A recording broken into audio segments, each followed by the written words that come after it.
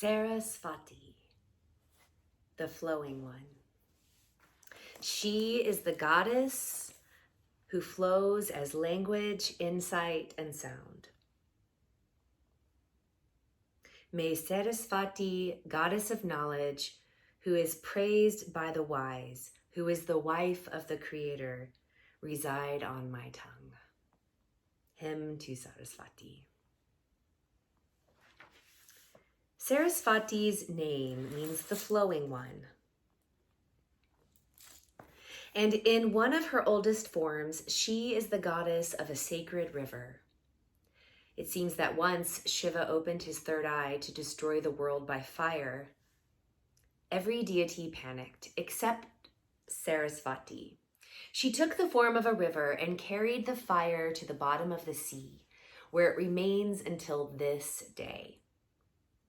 The Saraswati River flows from the highest causal heavens to the earth. It is hidden underground, invisible to human eyes, in the same way the creative force flows invisibly through the universes, connecting the dense world of forms to the world of subtle intelligence and light. In paintings, Saraswati is often seen sitting next to a flowing stream, accompanied by her vehicle, the swan. The first part of her name, Saras, means flowing. The last part of her name, Vati, means one who is associated with. Saraswati is associated with flow in all of its aspects, with flow as water, the nourishing water of life, the water from which life first emerged, the water without which there can be no life, the water of the womb, the water of essential creativity. She's associated with the moon, which governs the flow of the tides and which in Hindu iconography is said to radiate cooling beams of purity and grace, with intellect and inspiration, which flow from the subtlest level of the mind, with eloquent speech, which at its best flows directly from that primal grace source, and with music. Classical Indian music characteristically flows in a way that Western classical music never quite replicates. So instead, this Indian music flows so easily and effortlessly that it can seem to come from the air itself. Indian musicians keep pictures of Saraswati on their altars, for musical inspiration is impossible without her. So one of my favorite things about Saraswati is she is the only goddess who is divorced. And it wasn't her that requested the divorce. Here's a picture of Saraswati on her swan, and you can see how everything in the image seems to be flowing. It's actually her counterpart Brahma who kind of got tired of her not fulfilling her normal wifely duties. You know, she is not only the goddess of language, but of intellect. And so oftentimes we may see her kind of off doing her own thing and not as attentive to the household as, say, a goddess like Parvati. And what is, ultimately exciting about her, especially to the modern woman, is that she just stays single. She just stays, on her own. And so as an archetype of the feminine, she is kind of that solitary woman, that loner, Annie Oakley out on the range.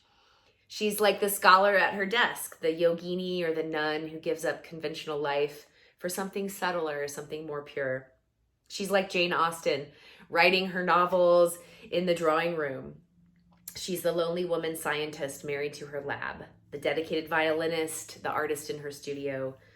So you're getting this image of her, and I really also can relate to the Saraswati woman. So it's not only about your creativity, but how we can channel the Saraswati Shakti when we are in need of inspiration. So grab your journal again, and we're going to ask some questions of the goddess Saraswati.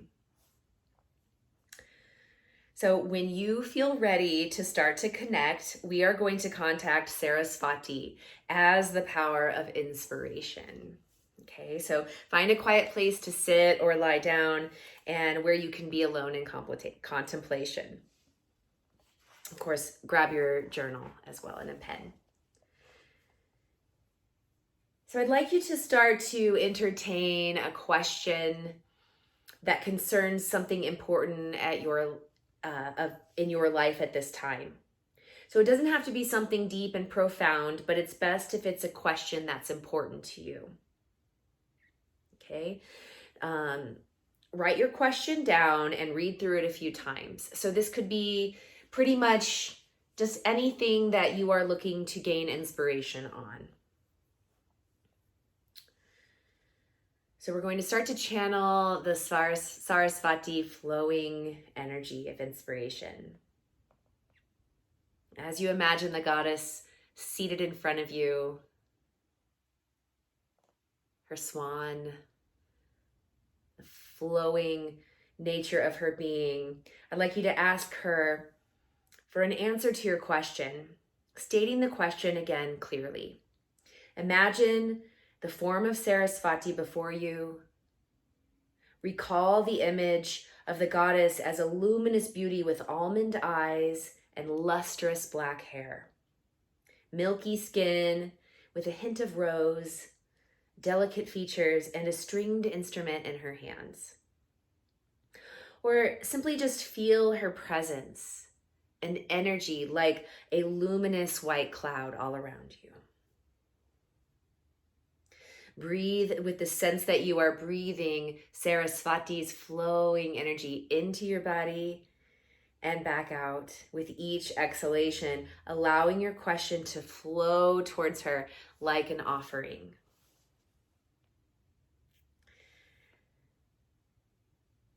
So as you begin to offer your question to Saraswati, start to feel a subtle current of knowing flowing from her into your mind, entering here through your third eye. Now begin to write, not censoring anything, letting the words or the image flow out onto paper. Read over what you have written, asking yourself, is there more?